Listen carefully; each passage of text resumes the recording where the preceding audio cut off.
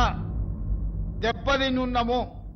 ఒక కుటుంబం విచ్ఛిన్నమైపోయి చిన్నాభిన్నమైపోయి ఆర్థికంగా పూర్తిగా దివాలా తీస్తే ఎట్లుంటుందో తెలంగాణ రాష్ట్ర ప్రభుత్వం యొక్క ఆర్థిక వ్యవస్థ అట్లనే ఉంది.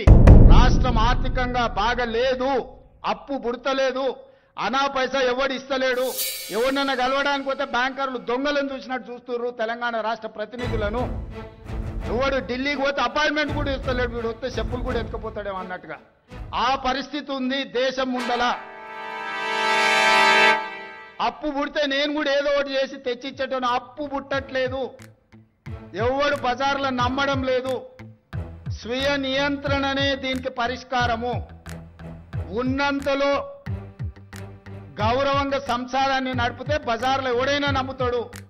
వీధికెక్కి రచ్చ చేసుకుంటే కుటుంబం పరువు బజార్లో పడేసుకుంటే ఎట్లుంటుందో ఉద్యోగ సంఘ నాయకులారా, రాష్ట్ర ప్రభుత్వం అనేది మన కుటుంబము. ఈ పరువును బజార్లో మీరు పడేస్తాము అని అంటే కుటుంబ పెద్దగా వద్దు అని నేను విజ్ఞప్తి చేస్తున్నా. నన్ను కోసినా కూడా 18,500 కోట్ల రూపాయల కంటే ఎక్కువ ఆదాయం లేదు. ఏం చేస్తారా నన్ను చెప్పురు ఉద్యోగ సంఘాల నాయకులను అడుగుతున్నా. ఏం చేస్తారు? నన్ను కోసుకుంటే తింటారా? వండుకొని తింటారా? ఏం చేస్తారు? లేదు, ఉన్నదే 18,500 కోట్లు. ఎట్లా వంచుతామో చెప్పండి. ఏది ఆపమంటారో చెప్పండి. వృద్ధాప్య పెన్షన్లు ఆపమంటారా? ఉచిత కరెంట్ ఆపమంటారా?